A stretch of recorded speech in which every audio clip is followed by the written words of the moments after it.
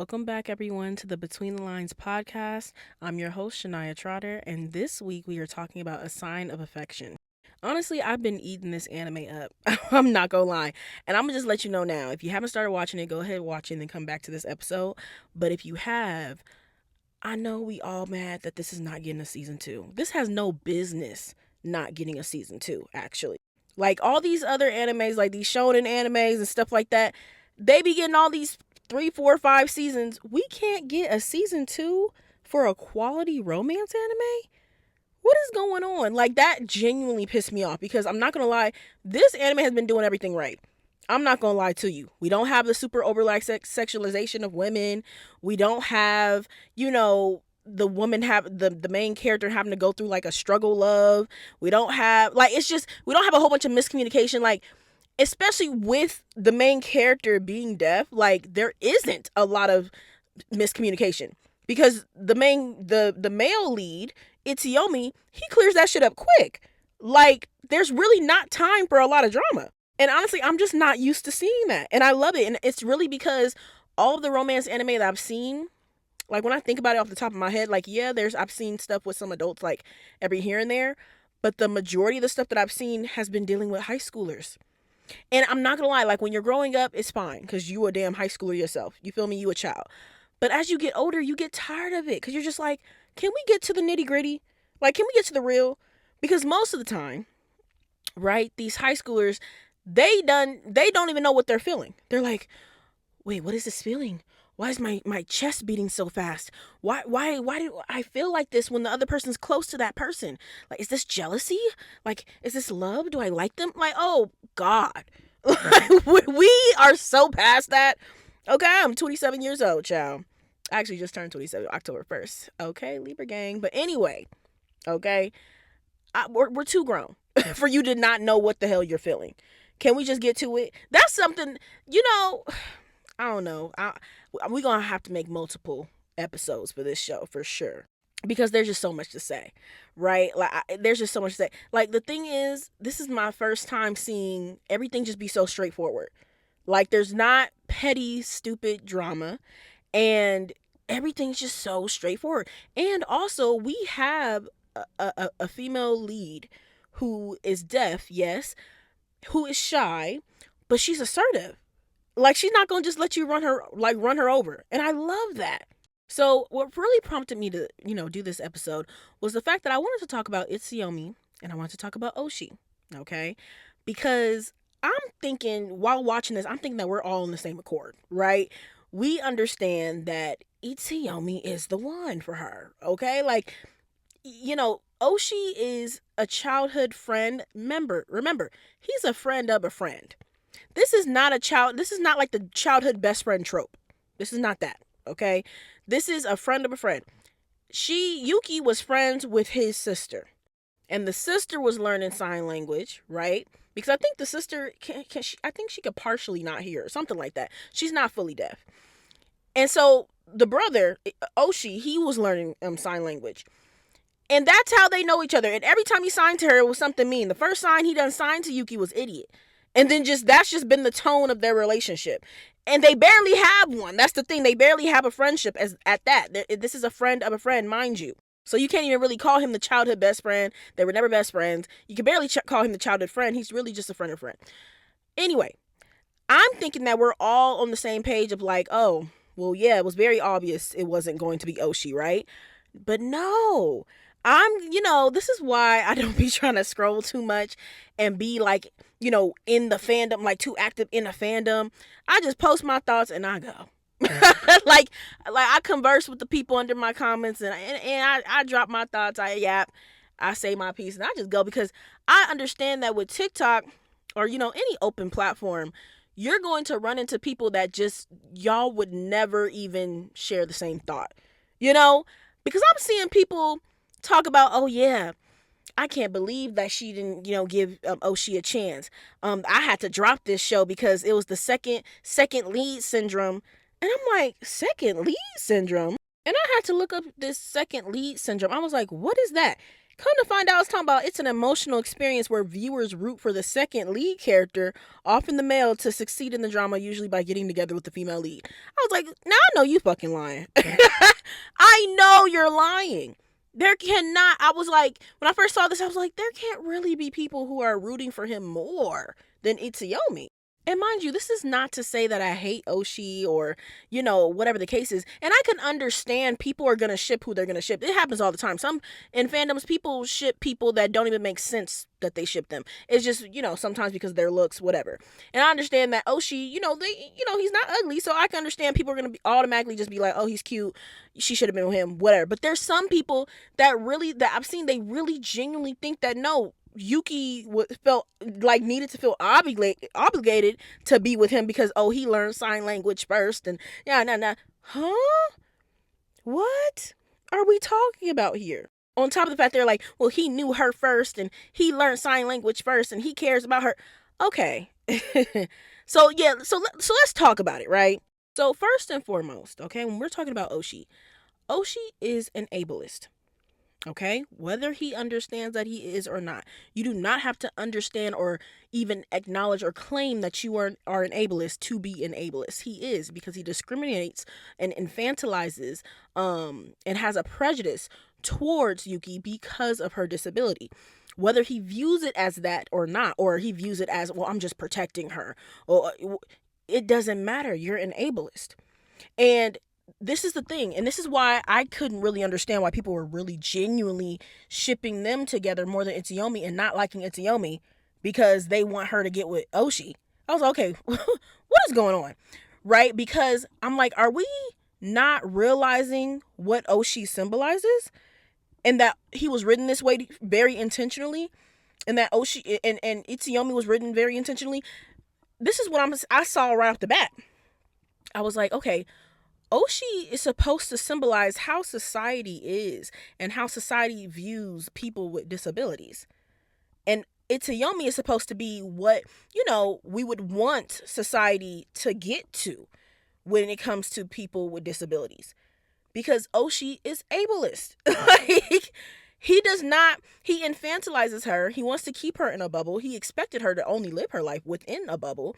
And by him learning sign language, he was like, well, I'm going to be that bridge for her between her bubble, her inner world, and the real world. And I'm going to navigate that world for her, right? Compared to Itsuyomi, where he wants to navigate the world with her because he views her as a person. Yes, she may have a disability, but she is a person. Whereas Oushi views her as a disabled person. And that's how the majority of society views people with disabilities. They view them as disabled people, or they just say disabled, right? And even the rhetoric is important because it's just like how when we talk about, I'm black, so we talk about the Atlantic slave trade. You have to even change your rhetoric when talking about your ancestors in the sense of if you say slaves, right? Or if you say, compared to if you say enslaved people. You see the difference? Because if you say slaves, you're just looking at, oh, well, they were just a slave. You're dehumanizing them. But that was the whole point, right? That was the whole point. But when you're actually looking at them as people now, right?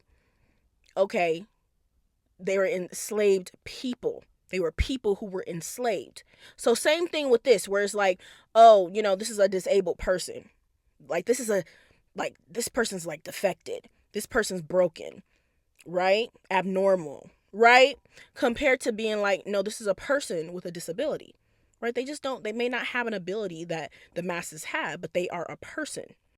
So let me go ahead and treat them as such. Let me treat them as a human being. Yuki is 19 years old. She is in college, right? But because of her disability, Oushi thinks that he should exclude her from certain events.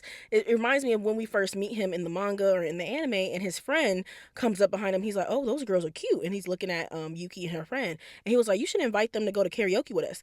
And here come Oushi talking about, well, the one with the red hair or the pink hair, whatever her hair color is. She can't hear. She's deaf. You know that, right? Okay. Why? She can't go out and have fun? Like, yeah, she may not be able to hear the music, but she can't just be around people and socialize and just be an adult in college. The fuck? But that's exactly what I'm talking about. Like, again, that discrimination, that prejudice. Again, whether he understands it or not. Because that's not to say that he didn't like her. And this is another thing. I'm going to take it back to slavery again. Just because you have people, and I mean, shoot, we see this today, okay? Where people could be racist and this, that, and the third. They could be prejudiced, all type of stuff. And they be like, but I have black friends. Oh, but I've dated black women. But I dated black men. But I date. That does not take away the fact that you racist, honey. That don't take away the fact that you colorist. That don't take away the fact. You feel me? So even though, because I think people get it mixed up, they're like, but he likes her. He has a crush on her. That don't take away the fact that he's ableist, honey. And we should not be wishing that on that girl. Anybody with a disability, you should not want them to get with a partner who's ableist. Point blank, period. I don't care how long he knew her. Who knew who first? And that's another thing. When it comes to people feeling that Yuki is obligated to be with him just because he knew her first, this is something. And again, it seems like a sign of affection. The main people in the fandom are women, and there's a lot of women saying this. And I'm just like, hold on. It's either y'all are very young. Like, I'm like, y'all got to be young as hell. Frontal lobe might not be developed all the way, and that's completely fine, right? Read this in maybe a few years, and maybe you watch this a few years, maybe you feel differently. But I mean, or you just don't understand that, you are perpetuating your own oppression right here. Like, that narrative that a man or anybody, whether you date men, women, whoever, but in this case, a man is entitled to you just because he knew you longer than somebody else. The narrative that a man is entitled to you at all. Anybody is entitled to you at all. Especially in this specific case where it's like, oh, because he learned sign language and he knew her when she was a kid, she should get with him. Huh? What? Nobody talking about how he's treating her. Nobody talking about how he be putting his hands on her.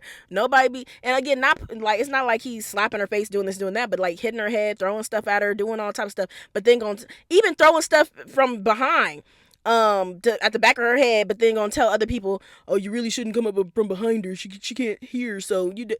Okay, but it's okay for you to do that. Interesting. And even going back to like how he's treating her, right? It's like it's like you're a little irritated with the women in the fan base for who think like this, but at the same time, I can't be too mad because y'all been socialized to think this way. I remember specifically in growing up in elementary school when boys would bully me. I remember the teacher, this is a woman teacher, female teacher, say, oh, don't worry, if a boy is mean to you, that just means he likes you. I heard that from multiple women growing up, older women, right? And so I grew up thinking that when boys were mean to me, it was because they liked me. And sometimes that could have been the case, right? But that is not healthy to be teaching young girls. Point blank, period. And this is why it's not an excuse. It's not an excuse. If we had found out that Oushi just didn't even like her, but he was still acting the exact same way, more people would not even like him. They would not be fucking with him at all. They'd be like, who the fuck he feeling like? But because they see that, oh, but he's liked her ever since they were young, and oh, he cried and he did this and he did that, they just kind of push to the side how he treats her. And I'm just like, well, no. we need to look at how he's treating her, because that is what actually matters. Somebody can treat you like shit and they be like, well, deep down I love her though. Okay, well, how are you treating me? The fuck? And again, this is not to say that Oushi is evil or anything like that. I don't think he's he's literally not written to be a bad person. He's written to be emotionally immature. He is immature in more ways than one. Like, he acts like a child. And Yuki even said this in her inner monologue. She was just like he acts like a child, like, for real. And this is why I love that scene where, Itsuyomi pulls Oushi to the side to, have that talk. Okay, like, look, I know you like my girl, but she my girl, and we ain't breaking up. We finna be together forever. So, I'm not even pressing you to go somewhere because I know, you guys are friends. I'm not insecure. So therefore, what's your favorite food? What's your favorite color? We might as well get to know each other because I ain't going nowhere. I'm not even asking you to go nowhere. You're not a threat. So, we might as well get to know each other. Let's play 21 questions. And I just love the way Itsuyomi handled that situation because it's like, again, there's no time for drama when you have somebody who's actually mature. And again, these characters are written intentionally like this. Like, Itsuyomi's written to be more of a man, let alone the fact that I think he's 22, Yuki's 19. I believe Oshi's 19 too, right? And Itsuyomi's a little bit older, 22, right?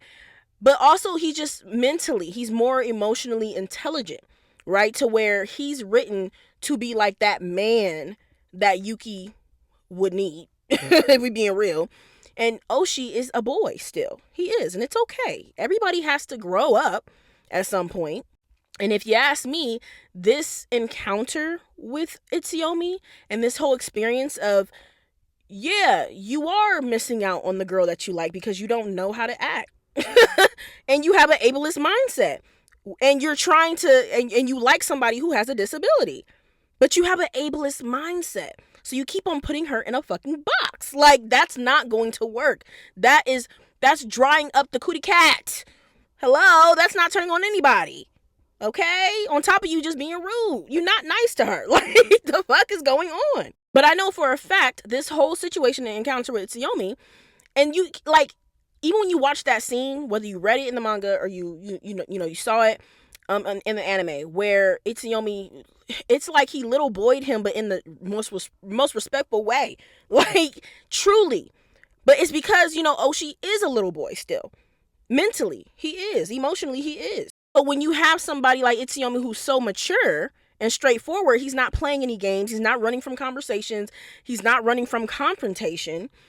It's like it really showed the emotional and like intelligence gap between them.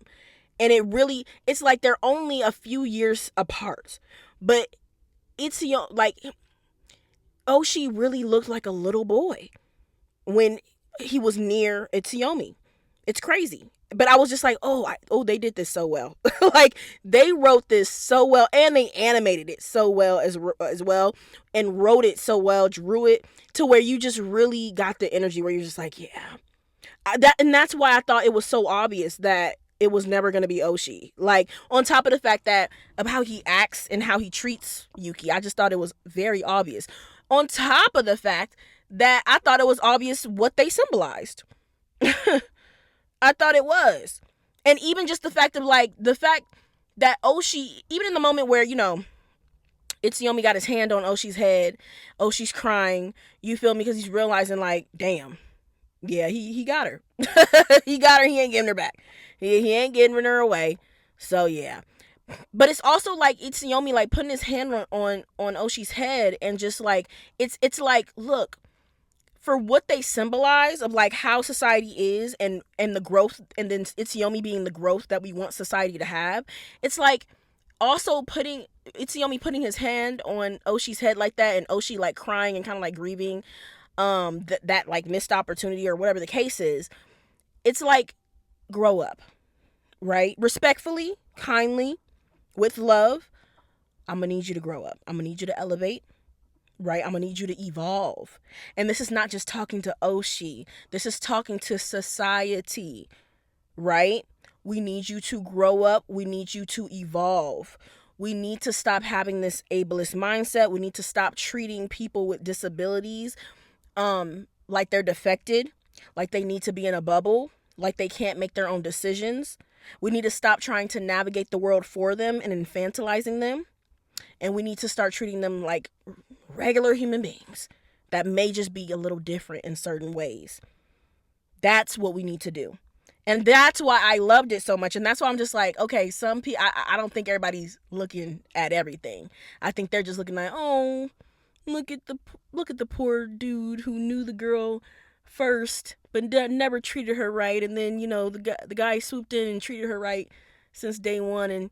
And then now he doesn't get to have her and he's crying even though he treats her wrong.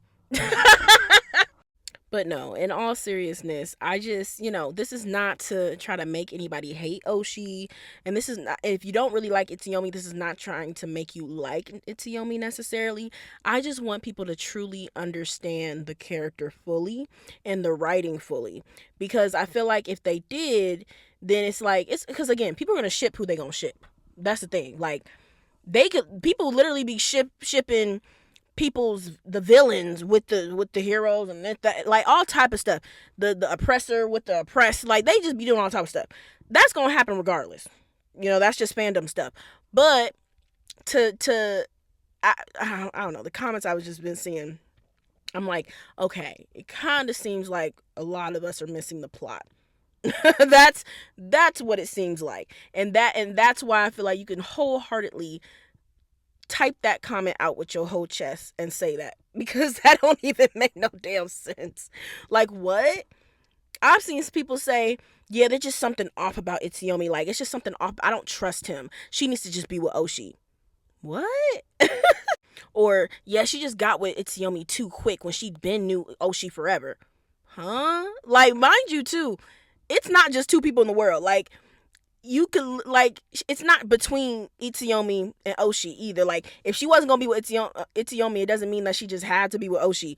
There's a whole world out there. That's another thing. Again, what people don't understand is when they support, like, when they really are going hard for Oshi and Yuki, little do they know, it's like you're pushing like that ableist agenda of like getting with somebody who wants to keep you in a bubble, keep you in a box, and navigate the world for you, and not let you navigate the world on your own, discriminate against you, be mean to you, and just all because in the sake of, like, all in the name of, oh well, because I have a crush on her, so I do care about her, I want to protect her from everything, so I kind of just want to keep her in a cage. And like, it's like literally like Oshi's the type that's like, okay, well, I want to protect her, I want to make sure nothing happens to her, so therefore I will not let her do anything.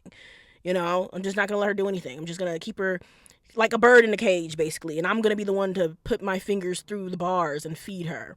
And she can only fly if I'm there, and she's gonna be chained to me, and that's how I'm going to ensure her safety. I will be there always. It's like, ooh, that sounds terrifying. Like, if somebody with a disability married Oshi with this mentality that he has right now as a 19-year-old boy, that, and if he never grew out of it and it just evolved into like a more ableist person over time, that would be horrifying. That's a horror story for a person with a disability. Point blank, period. And that's why I'm just like, why would you ship them more than her and Itsuyomi? Somebody who's allowing her to be free, somebody who's treating her like an equal, like a person. Like, it's like we're missing the plot. Like, truly. Like, that would be a very oppressive relationship with Oshi. He's not a bad person, he's not an evil person, he just needs to grow and evolve, but it was never going to be him for Yuki. Point blank, period. And just because he likes her doesn't mean he's obligated to shit at all. So I really want more media representation of that, of like showing women that, hey, you have the choice, okay? And just because, it don't matter who likes you, unrequited love is a real ass thing, and that is okay. People are going to like you. You would, like, yeah, people are going to find you attractive, yes, and I go hard for that, because that's something that I even had to learn. You know what I mean? Like, even on some real shit of like, okay, you have Yuki who is deaf, right? She does have a disability, and the ableist mentality that Oshi has is that he just really thought that she was gonna eventually just settle for him, because, oh well, I learned sign language. Who else is gonna talk to her?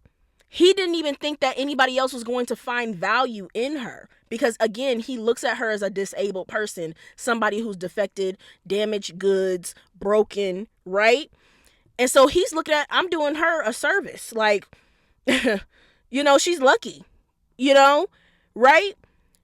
And as somebody with a disability, I'm sure, I don't know if, well, with Yuki, I haven't heard thoughts like that with her inner monologue, but I'm sure even in the real world, there's somebody with a disability who thinks like that, of like, well, shoot, I should be lucky, because of the disability that I have, I should be lucky that they're giving me the time of day, right?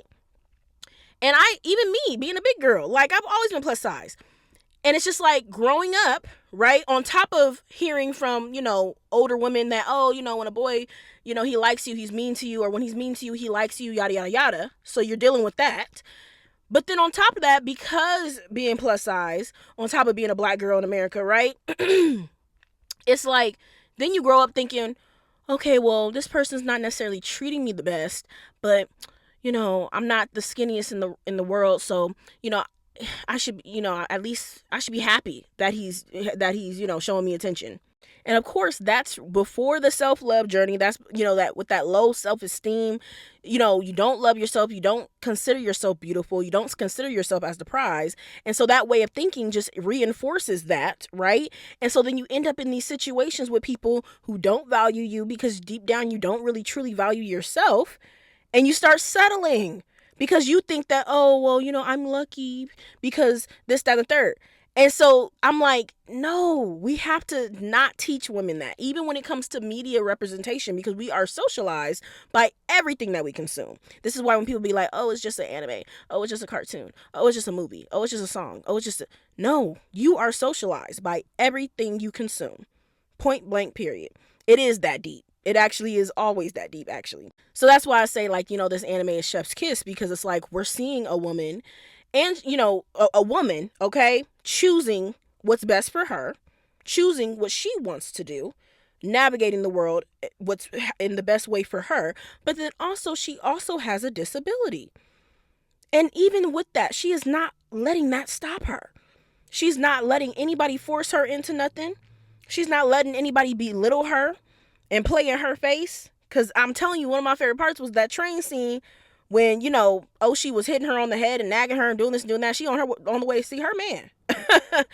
And then after doing all that, he trying to lay on her damn shoulder and twiddle her damn hair in his finger. And she just like, who the fuck is you feeling like? Get the fuck up. Like, she was literally like, she bumped her shoulder. She was like, you're heavy. Get up. Get the fuck up. Dead ass. And he was looking like, damn.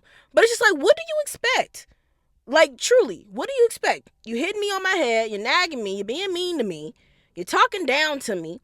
And then you think you can play in my hair and then lay on my shoulder? No, that's just not what the dynamic that I want for myself. I don't like you. Get the fuck up. I'm about to see my man. Please. Everywhere I'm going, you always there. Shit. The fun police. For real. But yeah, I want to start seeing more stuff like this where we're seeing women navigate these situations in this way. Instead of and we're breaking those old tropes and those old narratives of like settling, because we don't have to. It doesn't matter. It doesn't matter what's going on with you, what you look like, whatever. Nobody is entitled to your affection. Nobody's entitled to your body. Nobody's entitled to your time. Point blank, period. Don't matter how long they knew you, whatever, how they're feeling. And that and also, if you don't like how they're treating you, and they're treating you, in a way that it doesn't align with your worth and your value, it doesn't matter if they care about you. Deep down, if they have a crush, they've had a long time crush, it doesn't matter. Act right or get left. And ultimately, that is what happened, right? Oshi did get left in the dust, but then again, he was never really on board to begin with. But all in all, this is not to start like a Oshi hate train, because I don't hate Oshi, but I'm like, we do have to get back to the plot though, because because I'm like, okay, if people are just shipping them Oshi and Yuki off of looks, I'm like, I guess people gonna do that anyway. But when people start saying that, oh, he's the better choice than Itsuyomi, I'm like, are we watching the same show? Are we reading the same manga? Like, what's going on? And I'm sure in the future he's going to have some great character development. I mean, it would be a waste not to give him character development. The whole, like I said, if he symbolizes how society is, right, and Itsuyomi symbolizes how we want society to be, then it would make sense for them to give Oshi some character development. That only makes sense, right? And like I said, this moment of basically losing his crush to somebody more capable, more capable, more mature, all that stuff, more understanding, all of that. I think that's going to start that character development journey. So it's kind of like, yeah, this needed to happen. I mean, nothing was ever going to really happen with y'all. But this needed to happen in this way for you to get out of that mindset. Because hopefully, what I'm hoping is that he's like, well, dang, what is it that she likes so much about him? Like, like, what is it? And then he really starts to dissect, right? And he starts to really see, like, oh, that's what it is. Like, oh, okay. And then maybe he takes some pointers and he starts to change, right? So, yeah. Yeah. And here's the thing, if she would have met Oushi when he was more evolved and he was no longer coming from like an ableist mindset or like an ableist, like, uh just a way of doing things, then yeah, maybe she would have liked him. And also if he was just nicer. Let's just be real. Just be nice. The hell, it's not hard. But but I do think that that's his personality of like just a little bit more standoffish, and he doesn't really know how to deal with his feelings, and that and the third. And I'm sure that there's people who identify with that. And so that's, because some people be like, oh, like if Oshi don't have no haters, then I'm dead. And I'm just like, no, I'm sure he has people who, or like, not that people be like, oh, like how does Oshi even have fans? Mind you, every character, okay, every character has some type of fans. But also we have to understand that sometimes people can see themselves in characters. So I'm sure there's people who probably don't really know how to communicate their feelings the way that they would like to. They probably relate to Oshi. There's probably people who, feel like they're emotionally immature still. And they don't really know how to handle things in like, the most appropriate way when it comes to emotions or feelings. Or maybe they, again, they might not be the nicest ones. And it's not that they mean to be mean, but just like how I was talking about how, like, girls were socialized. Well, a lot of girls are socialized that, oh, when, boys are mean to you, that just means they like you. Some people probably operate like that, being like, oh, well, me being mean to you is me showing you that I like you. So they probably, again, they probably relate with him. That's what I'd be saying. He's not evil. He's not somebody who necessarily needs to be hated, but he definitely shouldn't be seriously considered as a better option than Itsuyomi for Yuki. That doesn't make sense to me. But hey, to each its own. I'm just like, well, let's just make sure we truly understand the characters.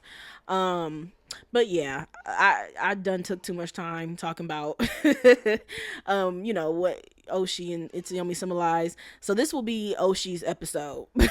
But we gonna talk about more on another episode about just all the little cute moments between Yuki and Itsuyomi, and like, dive into Itsuyomi, even the drama with like the little bit of drama, because that's one thing about this show that I actually like. It's a breath of fresh air. With the main character being deaf, there could be so much drama. There could be so much miscommunication, just petty miscommunication, right? But it's just a breath of fresh air that you have somebody like Itsuyomi that's gonna clear it up. He's like, okay, I just won't do that again. Yeah, I let Emma stay at my place, but I won't do that no more. Don't worry about that. Or, oh, your little friend from back in the day got an issue with me. Okay, bet. Let's go chat. Let's have a chat, right? Like, simple. Oh yeah, I'm about to leave for a month. Let me make you my girlfriend, because I don't got time for home dude to try to make a move. You feel like he just clears stuff up quick. It's a breath of fresh air. And that's what happens when people are emotionally mature. Like, we're too grown. You feel me? And that's why in the high school stuff, you be getting all these miscommunication. It's just at some point it gets old. It does. It gets old sometimes. So it's like, but I do still want to talk about, like, Emma and the other friend, because not gonna lie, you asked me with Emma and the other friend where I left off, or like even where the anime left off. I guess, like, Emma's gonna give the other friend a chance, but I'm just kind of like, I low-key feel bad for that friend, but at the same time I don't, because I'm like, okay, she heard it out your mouth that you said that you would never date her. Like, you did say that, sir. You did. And so to her, she like, oh, well, dang, first of all, you didn't even have to do all that. Okay. But for two, now she got in her head, okay, he said he would never date me, so I am not on his radar. But then, so you feel me? I can't really feel too bad, because she did hear you say that. Like, she not delusional. You said that, and he's talking about, I'm just trying to, like, what did he say? He said something like, not distraction or something, but basically trying to get you off the track that off the trail that I did like you. But I'm just like, okay, well, you shot yourself in the foot because Itsuyomi never said he was going to date her. He just said, I'm not thinking about all that stuff right now. And even if he was, as you can see, it wasn't her. But anyway, on his end, on Sheen's end, I'm like, well, dang. Okay, let's say she do give you a chance. How is it gonna be? Like, is she really going to be able to really be into you? Like, no, and can you really be in it knowing that you're the second choice, knowing that she's only with you because it's never going to be Itsuyomi?